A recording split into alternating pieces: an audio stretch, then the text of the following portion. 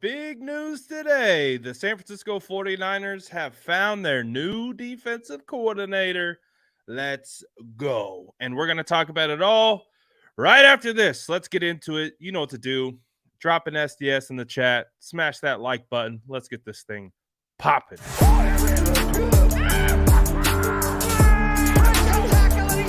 Smash that like button if you haven't already. Love to see it.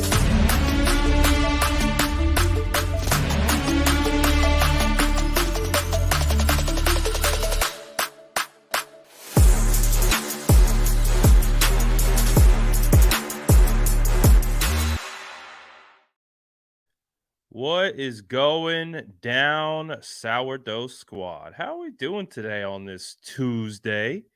You guys feeling ready to go?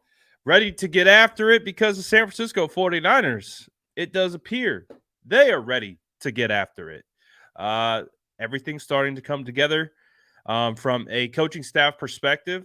We heard last night from Aaron Wilson, who covers the Texans, that Chris Kocurek, I still can't figure out how to say his name properly. Chris Kocurek,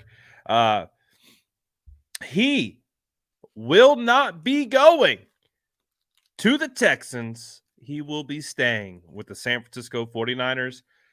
And that was a huge sigh of relief for me personally. I love Chris Kocurek. I love what he brings to the table. I think his energy is infectious. What he's been able to do with the defensive line has been astounding. Not only that, the San Francisco 49ers trust Chris for defensive line personnel decisions. That's his room. That's his baby. And I'm very happy that Chris Kocurek will be here for the remainder. But again, why we are all gathered around today, right now, again, we're coming a little bit earlier than normal, but I did want to talk to this as soon as I could get on. The San Francisco 49ers, in my opinion, make a slam dunk hiring. They go out and they get interim head coach from the Panthers last season, Steve Wilks. I think this is a phenomenal hire. Like when we talk about potential defensive coordinator replacements for DeMeco Ryans, and again, DeMeco Ryans is going to be one of the best coaches in the league he's going to walk into the Texans. He's going to flip the Texans culture on its head.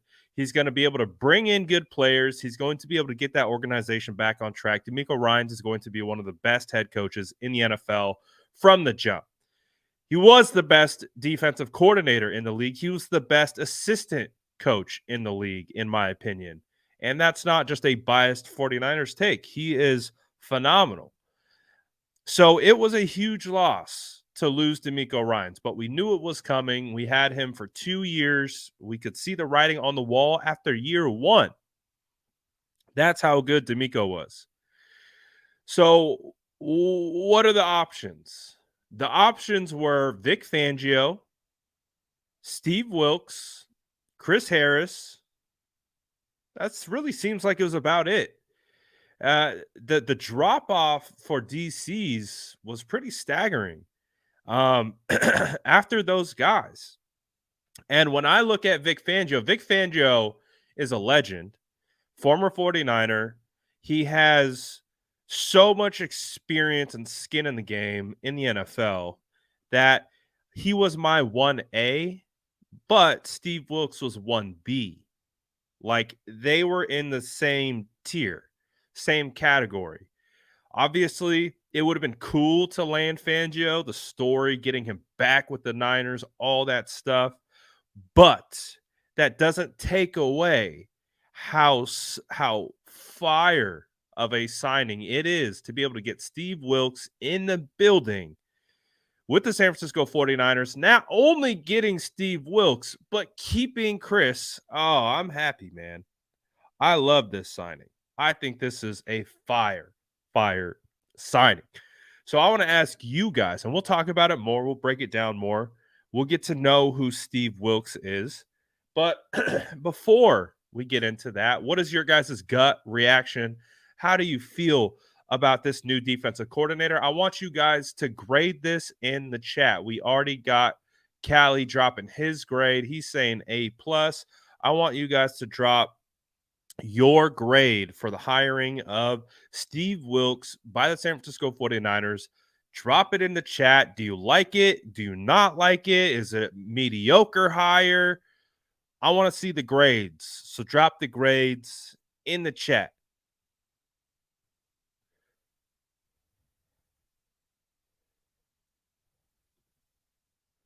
So far, we've got A plus, A plus, A plus plus plus. Purple says wanted Vic, but still a great move. A minus. We got an A plus, A. I mean, it's really hard not to like this signing. Oh, we got our first B. We got our first B in the chat. Big Papa says incomplete, only because I don't know much about him. Well, we'll learn more about him if you don't know too much about him. So stick around, and we'll talk a little bit more about what we know from Steve Wilks and what I think he can be. So Steve Wilks he has a defensive background. So he's like a coverage guy. So I think, again, it fits super well with what the 49ers have with Chris Kosarek and his ability to just manage the front, the wide nine scheme. Like it's like Kosarek is like a mini defensive coordinator of the D line. Like he's like his own compartmentalized defensive coordinator. So I think it becomes a great collaboration and a great partnership that these guys can balance each other out. Steve Wilks comes with a background as a defensive backs coach. He's been a defensive backs coach in many spots across the league. He has extensive coaching experience. Let's take a look at some of that so we can talk about and get to learn a little bit more about good old Stevie Wilks and what he brings to the table.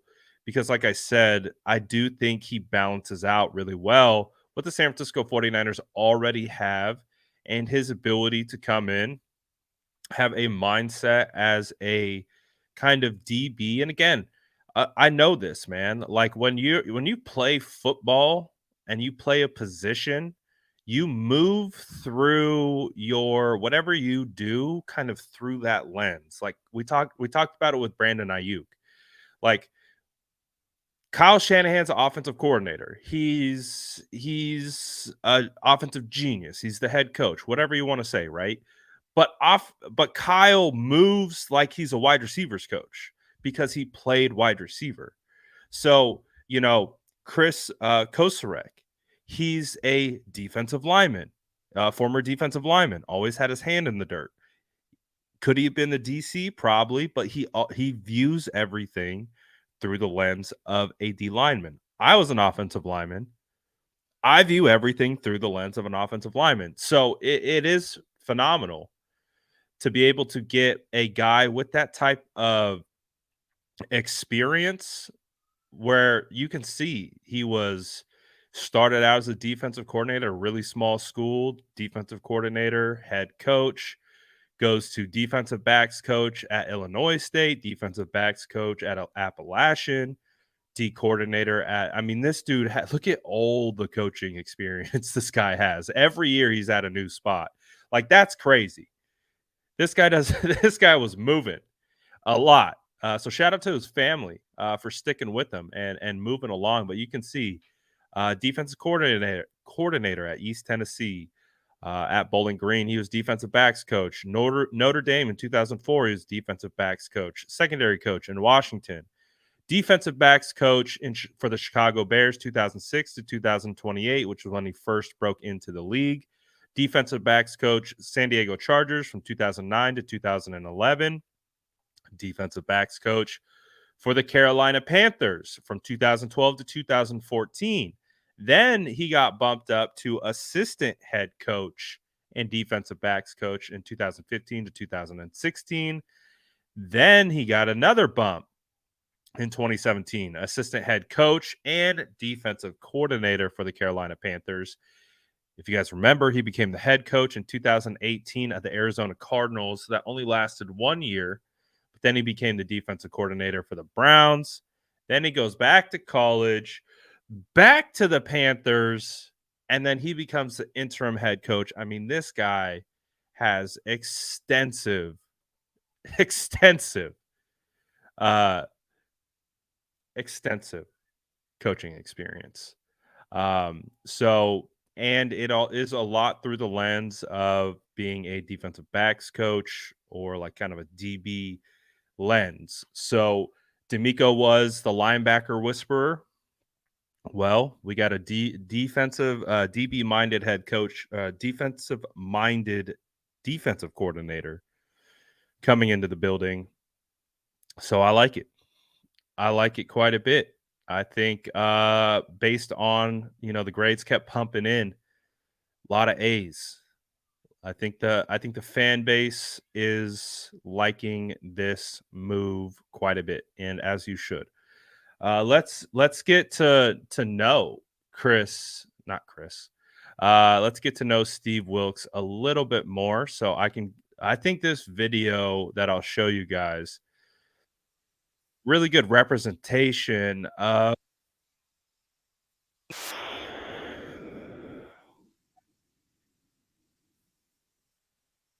person, how the team responds to him, like, and I think these are very important factors when it comes to coaching. Like, you can be really good at X's and O's, but you have to be able to connect with your players, and you have to be able to really develop guys, give them the confidence to get better. And I think you can see here that he has that type of personality. I told you guys last night, okay? All right, come out and play according to our DNA. All right, and that last element of our DNA is what? That's what you guys did today. That's what you guys did today. All right. The one thing I told you last night, man, I respect the hell out of this group right here. All the adversity that you guys have gone through all this year, all the different its, and you found a way to circle the wagons and come together and win one more. That's what it's all about. All right. We had guys down. All right. Guys stepped up. Bono and special teams came up with a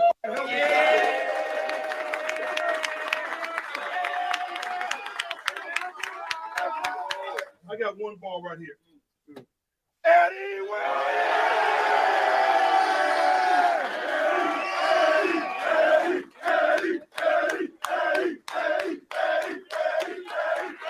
I appreciate you guys. Thank you so much, man, through the adversity, and love you guys, man.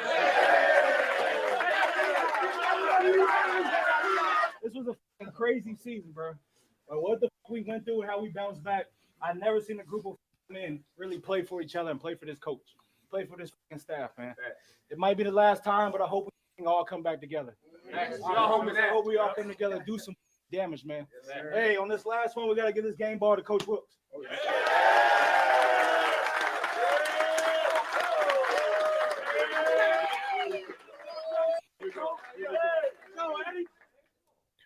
Finish on three. 1, 2, 3. Finish.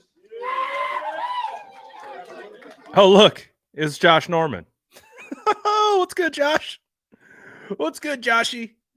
Josh Norman revenge tour. But all seriousness, like, you can't fake that stuff, man.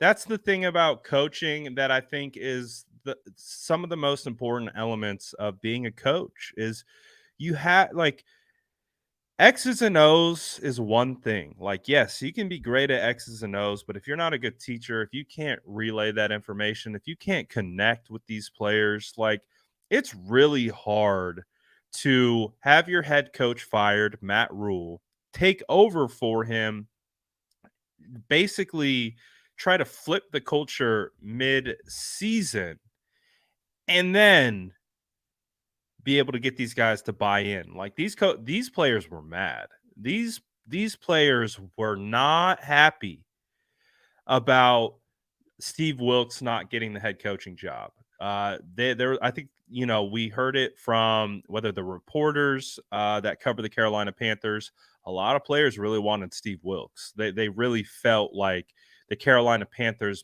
didn't make the best decision by hiring Frank Reich over Steve Wilks. They had felt Steve Wilks had done enough to earn that job. Well, he probably did, but thankfully for the San Francisco 49ers, he is now ours, and that is great news. And if you look at the defensive coordinators historically under Kyle Shanahan with the San Francisco 49ers, who has it been? It's been Robert Saleh, and it's also been D'Amico Ryans. Both of those coaches are, yes, good X's and O's coaches. They understand what it takes to put together a scheme and those types of things, but they are phenomenal leaders of men. That is one of their biggest and best attributes, is they know how to push the buttons at the right times for these players to get the best out of their players. And that's what coaching is, in my opinion. Like, I think it's much easier to be a scheme guy than it is to be a player's coach. And with Steve Wilks, he is exactly that. And it's a perfect, you know, the more I'm learning about Kyle, like just like we were talking to Brandon Aiyuk had nothing but good things to say about Kyle Shanahan. And we know there's a little bit of back and forth between Kyle and Brandon and kind of them getting on the same page. But once they were able to get on the same page, everything was cool. But like, I think Kyle having these types of coaches on the opposite side of the football, it's a great balance, because Kyle is I believe, my perception of Kyle, he's a perfectionist. He is very scheme oriented. He is very by the book, and it is nice to be able to have a guy on the opposite side of the football that is very, very in tune with those types of elements of coaching. So I think it's a great yin and yang. I think it works well together. I really like the hire. I also, let's hear from someone that you guys know, that I love personally, talking about Steve Wilks. Actually, this weekend, Jordan Elliott of Niners Nation was covering the Pro Bowl, and while at the Pro Bowl, he caught up with 49ers legend Brian Burns, and he asked Brian Burns about what to expect from Steve Wilks as a defensive coordinator, and this is what Brian Burns had to say. Great man, in my opinion. And one of the main things about him is that I think he cares more about his players as humans more than just his players. So that's the main thing about Wilks. Like, he taught me a lot, and he kind of just fit into that like father role for me. And he's just a genuine person. Steve Wilks is a great man, in my opinion. And one of So I think we can see just from those two videos alone, we have a pretty solid idea of what kind of coach we're going to be getting with Steve Wilks. So I'm very happy about this. I think this is a fantastic signing. I'm very, very excited about this, man. Is BB gonna follow Steve Wilks? I don't know. That's going to be up to the general manager. It's not up to Brian. So did they pick up I think they picked up BB's 5th year. And I believe he's up for a contract extension. Will he get the contract extension? I don't know. But that's the thing with Brian Burns, is they're not going to let him go for free. So it would have to be like a sign and trade type deal. So Hey, the door's open though. It might not be wide open, it might be cracked open, but it's enough that I could talk about Brian Burns again, and we can pick up the Brian Burns agenda right where we left off. So I'm looking forward to that. But it is cool, man. Like the connection that we do have to the Carolina Panthers. Obviously, the San Francisco 49ers traded for Christian McCaffrey from the Panthers. So there are a lot of connections. Sam Darnold is a free agent quarterback. You want some insight into uh, a quarterback and what he is. You think he's going to be a good fit for the team. Well, guess what? The San Francisco 49ers got Steve Wilks in the building now.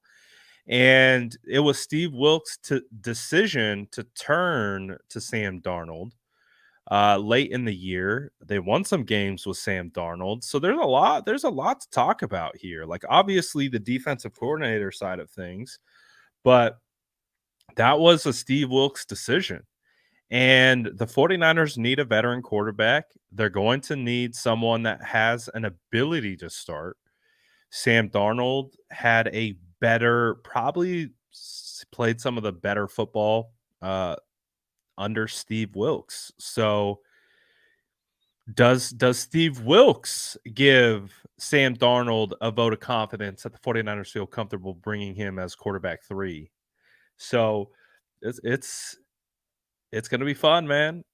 It's going to be really interesting to see the way everything works. It does sound like the 49ers are going to let one of their defensive pass game coordinators go kind of in coordination with this signing. Undlin doesn't look like he had his contract re-up, so he might go over with the Texans.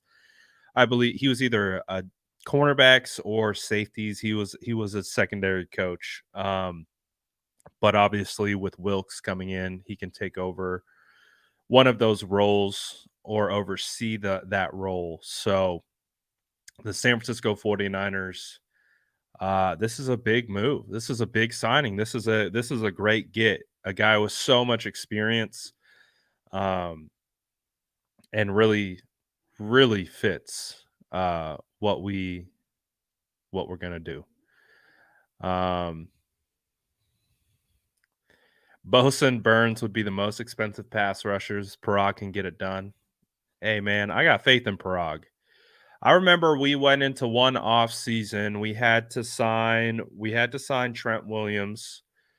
We had to sign a couple other players. I think we had like 15 million in cap space or like 12 million in cap space, something like that. Not a lot.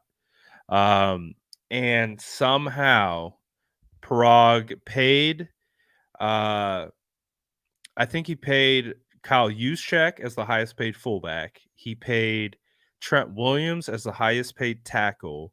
He signed Alex Mack and a couple other players, and he came out of free agency with more cap space than they had going into it. So at that moment in time, and we spent a whole lot of time that offseason trying to figure out the cap numbers, like how are they going to afford this? How are they going to afford that? That moment when they took two players, made them the highest at their position, and then had more cap space at the end of it, I was like, I'm done. I'm not an accountant. I definitely don't understand how the cap works. So whenever anyone asks me, well, how are they going to fit it in the cap? Parag's a wizard. Parag is going to pull out the calc. He's going to start throwing up some crazy calculations. He's going to hit a couple buttons on the calculator, and all of a sudden the 49ers are going to have more cap space. So that's my thoughts. And this is facts. Math, spelling, and grammar are my arch rivals. Those are my arch rivals. We got beef for sure. So I've learned at this stage, Prague will get it. We'll figure it out. Prague will figure it out. I don't know if you guys noticed. Yeah, squirrels too. We got big problems with squirrels. I don't know if you guys have noticed, but oh boy, the Brandon Aiyuk interview is dominating talking points during the Super Bowl week, which is crazy. It's just wild. All the Eagles players are being asked about Brandon's comments. Every major football show that covers the NFL is talking about Brandon Aiyuk's comments. It's crazy. It's absolutely insane. That it's Super Bowl week and my interview with Brandon Aiyuk and the things that Brandon said is what everyone is talking about. It's absolutely insane. It really is. And this guy here says, Brad, you really set up Aiyuk with all this hate on the or in the media right now. And this honestly couldn't be the furthest thing from the truth. I didn't set up Brandon Aiyuk for anything. If you watched the interview and you paid attention, you would know that that is the furthest thing from the truth. I was not the one who set him up. We know who set him up, and he talked about it. But that is not me, my friend. That is not me. I'm not an agent of chaos. I'm an agent of peace. And so we did not set Brandon Aiyuk up for nothing. I didn't even ask him the question. It was a super chat question. That's the craziest part. I didn't even ask him the question. It was a fan question. Someone sent a super chat. He answered the super chat question. It wasn't even my question. But hey, we know how it goes. And I get it. Like, this experience makes me totally understand why players don't talk to the media. It makes me understand why, like, that interaction that we got with Brandon Aiyuk is so rare. Like, that's why player podcasts are becoming bigger and bigger, because football players don't trust the media. And this is why, because they're gonna weed through an hour and a half long interview, take a 15-second soundbite where one at the beginning of the soundbite, bro, pans to his couch. He literally panned to his couch and said, I'm sitting on my couch. I have no room to talk about any of these teams in the Super Bowl. That was the first thing he said. But are they going to talk about that? Are they going to discuss that context? Absolutely not, because it doesn't fit the narrative. You don't get more clicks by properly setting context. You get more clicks, you get more what's the word? Agitation or whatever by just, ooh, that little one. Let me take it. Boop. Viral. That's the craziest part about this whole thing, is that we had a dope conversation. And 100% marketing strategy. Get it. I get it. All these, all these media people, they want to make the story about themselves. And I think that's the fatal flaw of media and why they don't get the access that they're looking for. I don't care, to be honest, dude. I care about talking to these guys, getting these guys to feel comfortable, getting these guys to talk to us like we don't get to hear them talk. Like, that's my goal. Like, but that's not everyone else's goal. And we've seen that since that clip has been posted. And we actually had Brandon Aiyuk comment on all the talk today. He put out this on Twitter. Let me get this bigger so what we can all see. And this is from Brandon Aiyuk today. He says, I understand it's a slow week, so y'all gotta fill this week up with something cool. But show me the lie. Show me the lie. This is 100%. Like, I get it. Like, this whole experience of kind of being in the center of it, I get it. Like, I get the player thought process here. Like, I get why their quotes to media are going to be sterile, why they're going to be nothing. That's why. Because the second you give them like a real honest truth, which that's what Brandon said. Brandon spoke nothing but facts. Anything that Brandon said is just fake. Like, anyone reacting badly to Brandon Aiyuk is either an Eagles fan, which I get.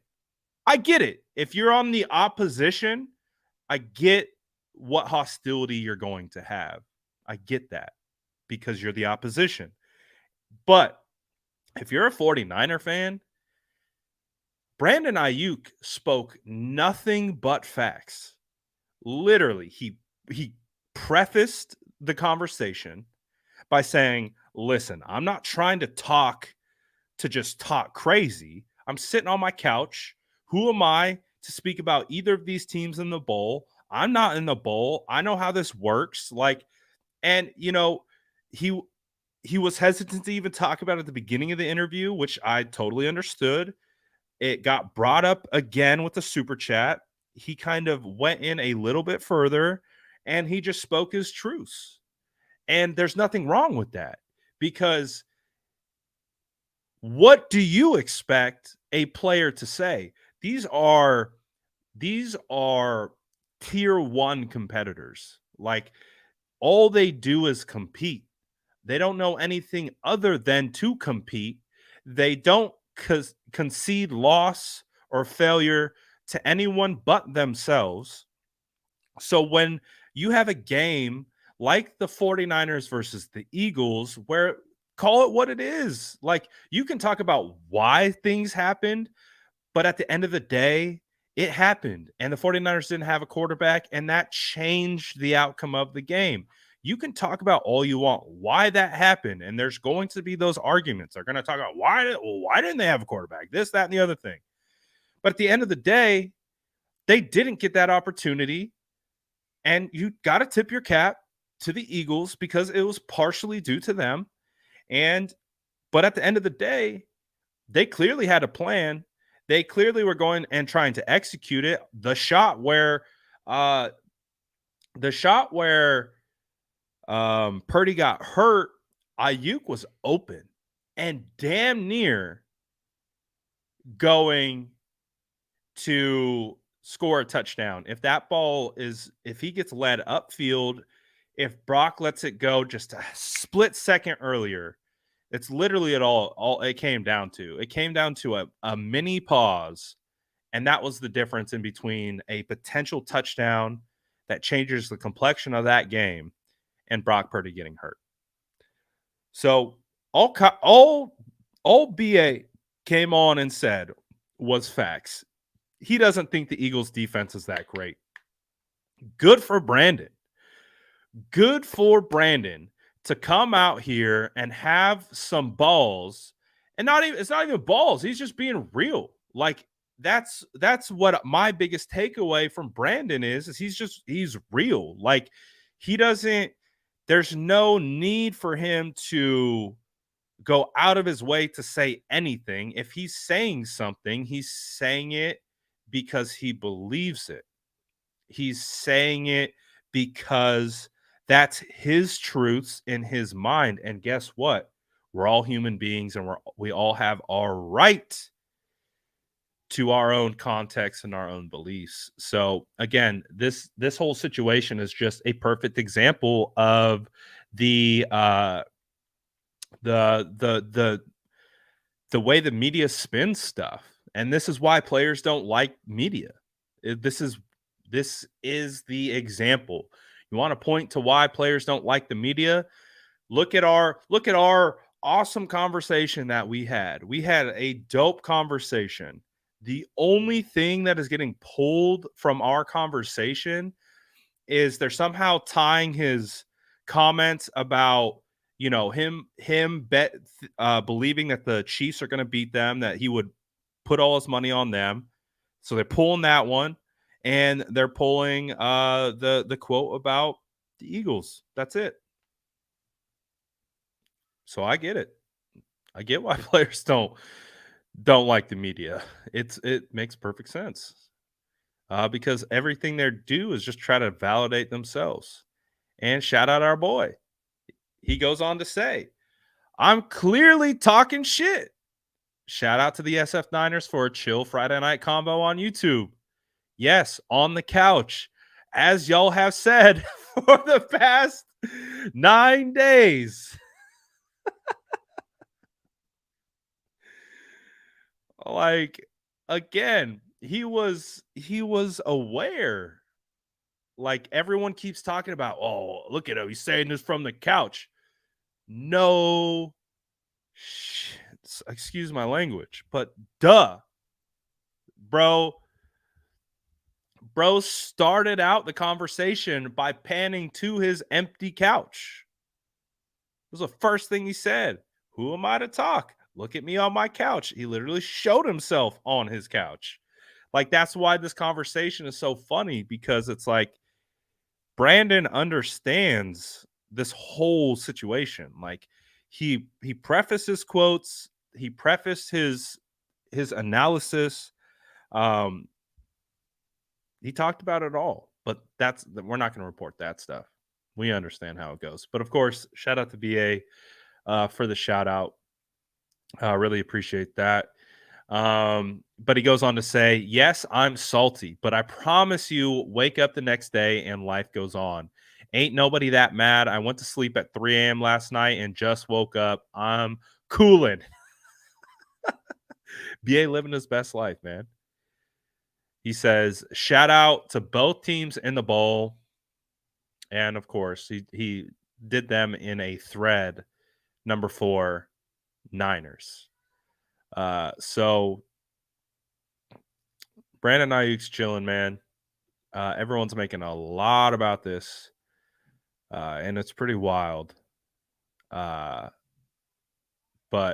yeah, it is good to see. I felt bad that because the things that have gone viral can have like a negative connotation to it. So I feel bad that after all that awesome conversation that we had, these are the things that are gaining traction. But shout out to BA, man. He was a real one.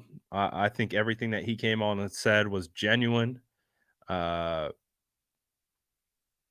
had no problems. I understood where he was coming from. I don't think, but again, it's really easy to take a quote and then spit it out with zero context. And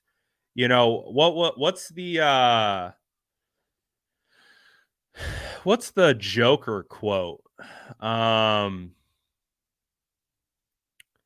Something like, I don't know, all you need is a little push. Like all this needed again was a push in the right direction, and everything started tumbling out of went crazy.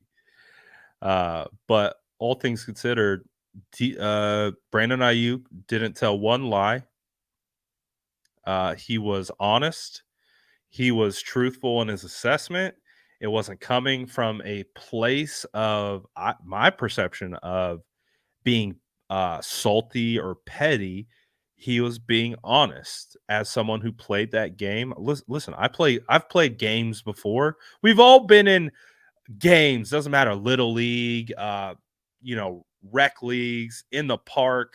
Like, you lose a game that you don't not every game you just lose because you got flat out dominated by the other team. Like, you can have a point of reflection and all that type of stuff. Oh, thank you for the super chat.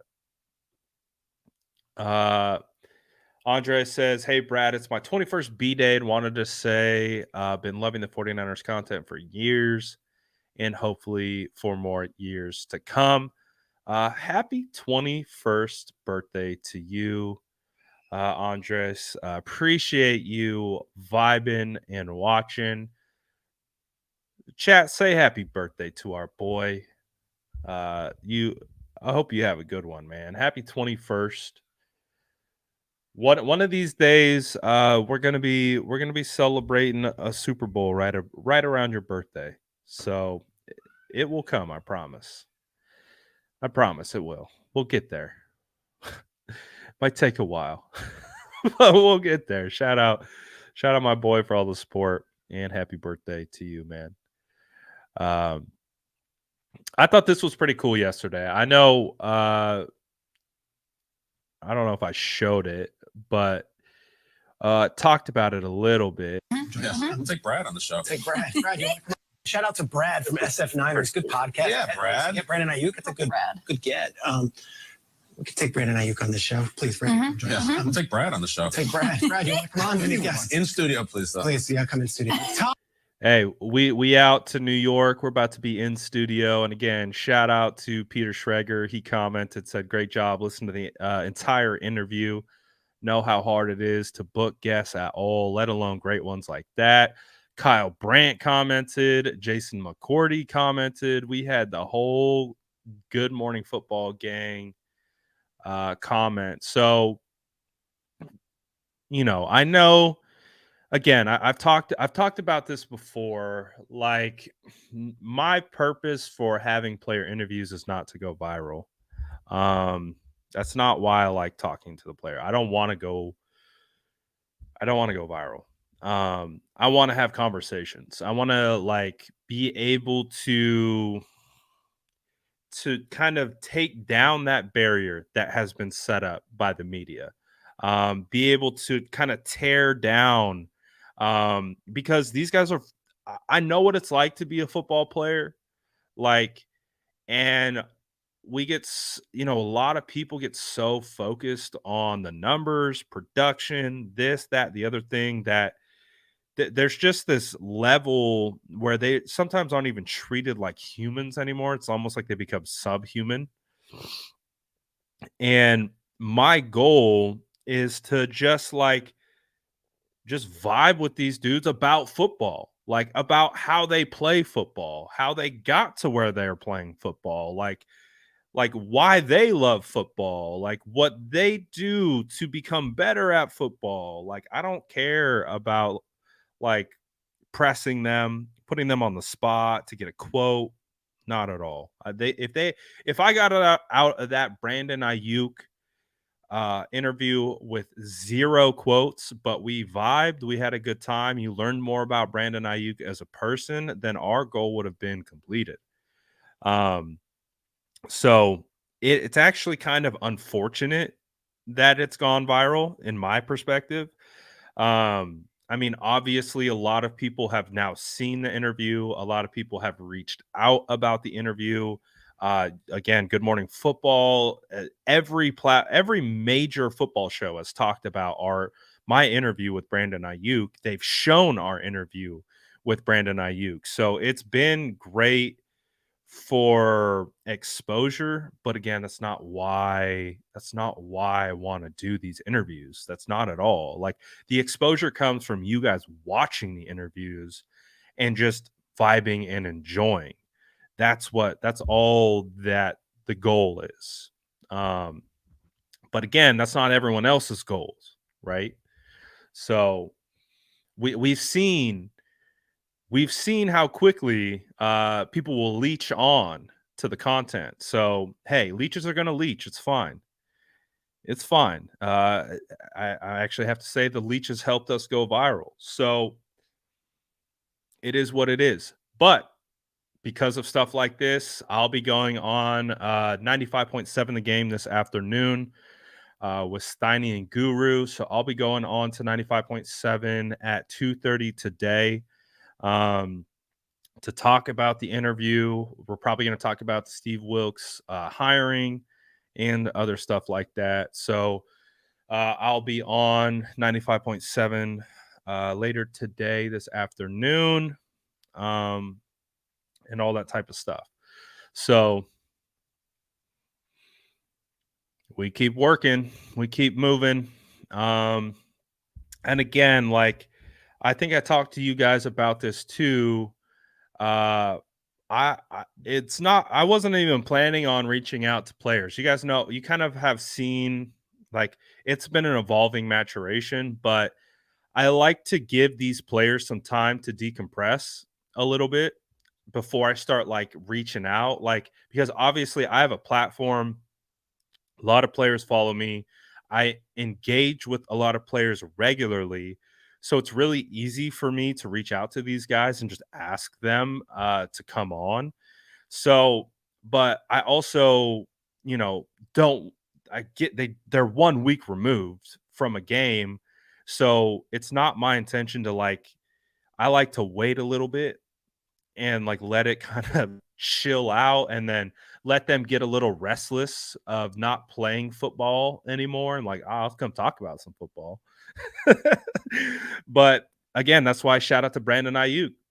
Brandon Aiyuk hit me up. Brandon Aiyuk was like, hey man, because we talked about doing an interview in the off season last year. He's like, I got you. I owe you one. He hit me up out of nowhere and said, let's do this thing. So that's why we did it at this time.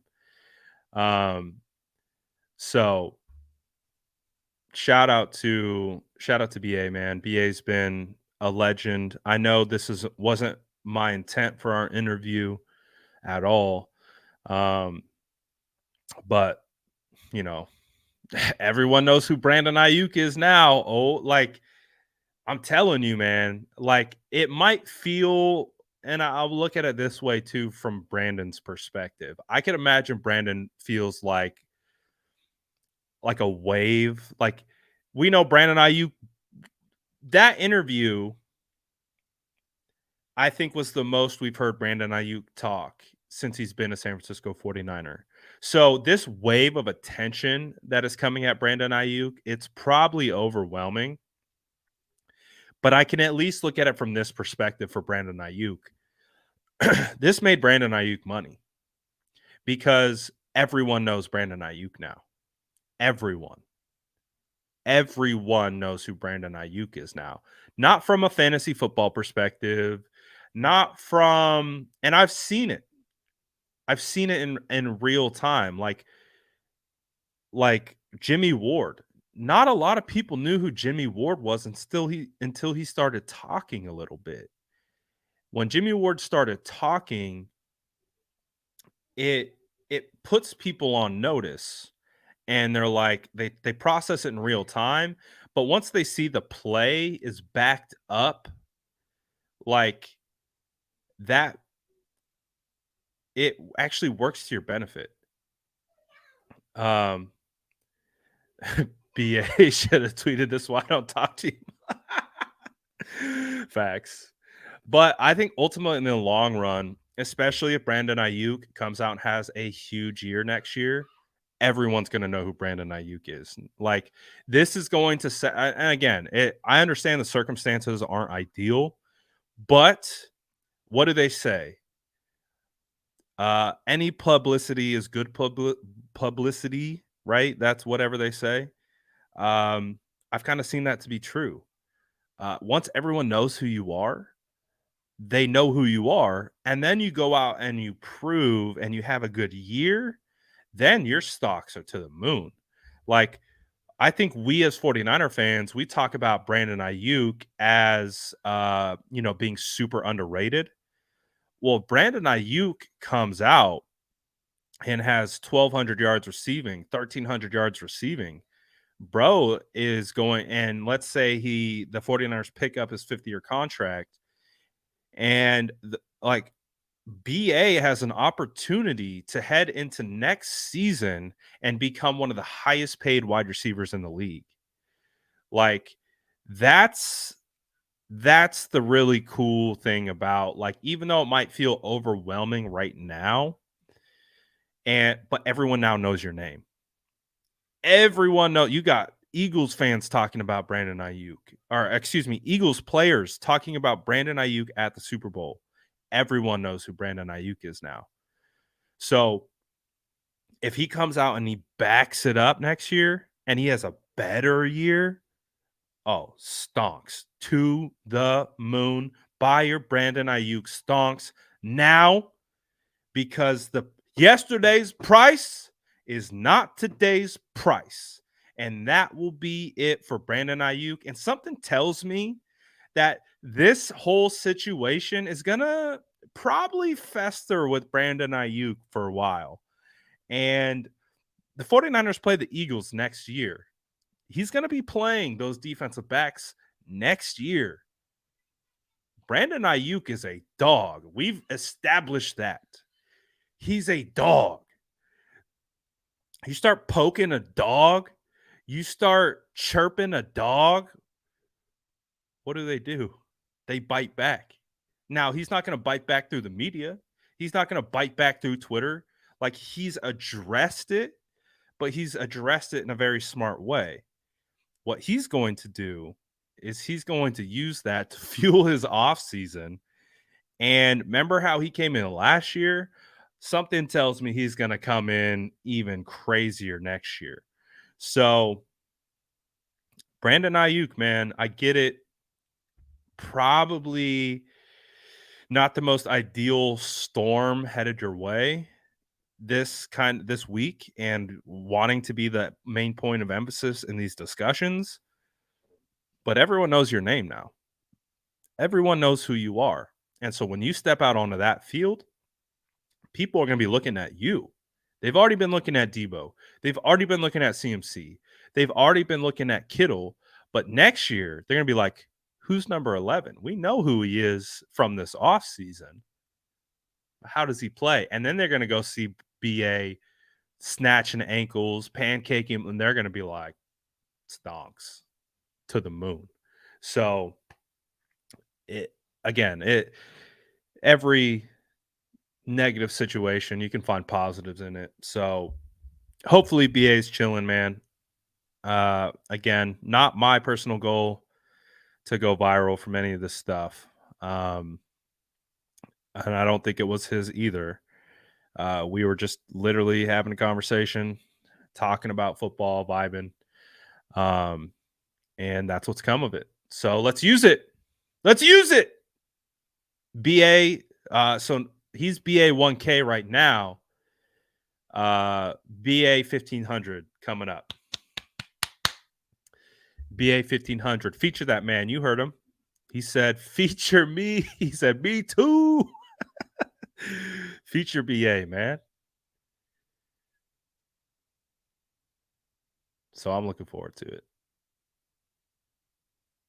I'm looking forward to it. I'm looking forward to this next year, man. BA 2K. I like that one better. BA 2K. But I feel like this one's more attainable. I feel like this one's more realistic. But BA 2K would be crazy. But shout out BA, man. It's been a wild time since this all happened. Again, the support for me has been super positive.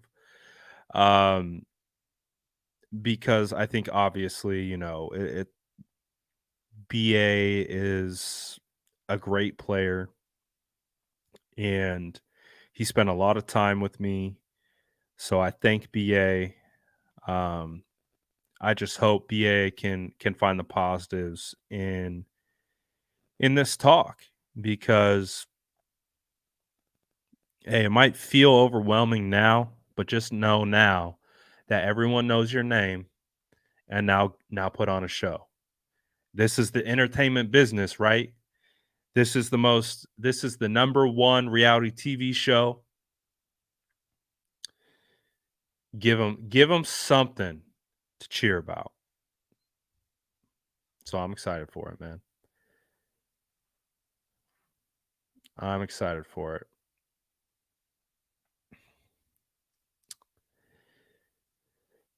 Miss giving our bold takes for the game, 100%. So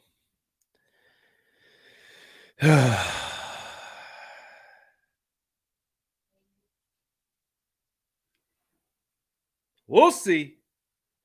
We'll see how it goes, man. We got a long off season. I mean, I gotta say though,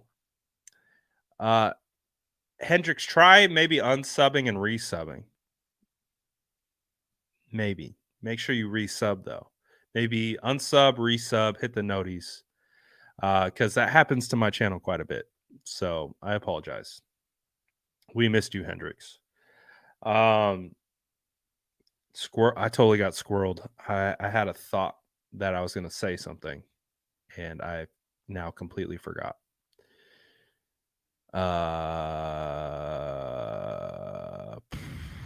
Big time squirrel. Whew. That was a big one. Mine's blank. All right. Well, he followed my Twitch. Dude, I don't even know. I just go live on Twitch. Don't know why. Just because it's a button. All I got to do is click the button and it goes. I don't think anyone watches the Twitch. I think it's literally my Twitch just runs to no one. So, whatever. It's fine. It's fine. But thank you for following my Twitch. All right. So that's probably it for me today. We came I popped on a little bit earlier than we typically do. But if you want to hear more, like I said, I'll be going on 95.7 The Game with Steiny and Guru at 2:30 this afternoon. So we'll, of course, probably talk about more of the things that we want to. Of course, you just want to support. They stream it on YouTube as well. So they'll have the live stream. If you want to pop into the live stream, drop an SDS. Yeah, I don't know why the noties don't work, but I appreciate you guys, man. It's been a wild ride. Grab your cookies on the way out. Thank you guys for watching as always. And all that good stuff. That's a good point. I think if you are in the Discord, you would be able to get noties as well. But appreciate you guys as always. Smash that like button if you haven't. And we will be back tomorrow. Peace.